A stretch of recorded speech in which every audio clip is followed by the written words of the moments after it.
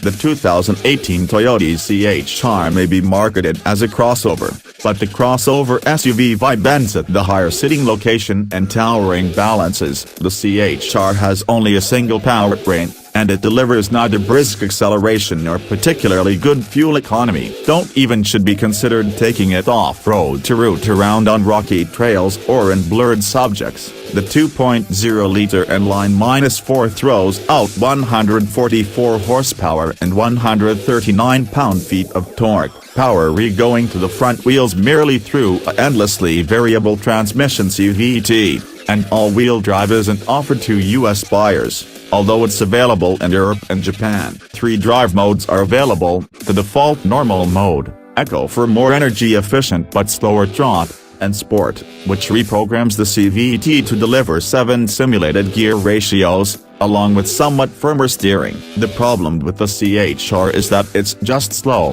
Toyota's done a decent task of camouflaging any engine roar with sound-damping materials. Floor it and you'll discover the engine rev up, but it's not offensive. Merely see, there's just very little acceleration there under virtually any circumstance, and in a date spent with 2 different CHRs, the differences among drive modes obliged less change than expected. The Eco mode is indeed slower, but the Sport mode didn't feel that much faster even if the transmission altered differently. It's more about a sporty look than actual sporty acceleration. Clearly, we rate the CHR at merely 4 out of 10 phases for rendition. It's up to snuff on travel and manage, but its slowness virtually across the board isn't justified by good fuel efficiency, signifying there's little to exchange it on that front. Big auto, not sufficient strength. Part of the problem is likely the use of the Toyota TNGA underpinnings, likewise used in the latest Prius, this year's Camry,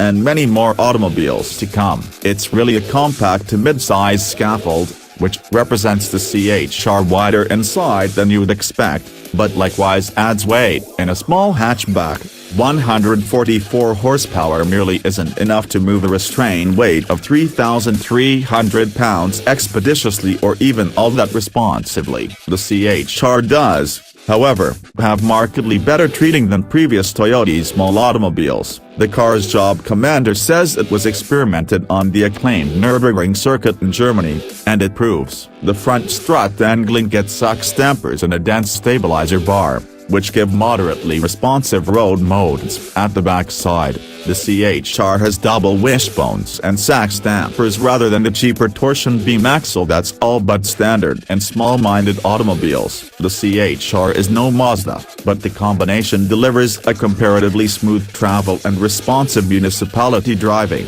The steering is less numb than Toyotas usually are, and it fine-planted and reassuring in harder, higher-speed cornering. It merely cries out for a most powerful engine, though we fear that might drive the below-average combined EPA rating of 29 miles per gallon even lower.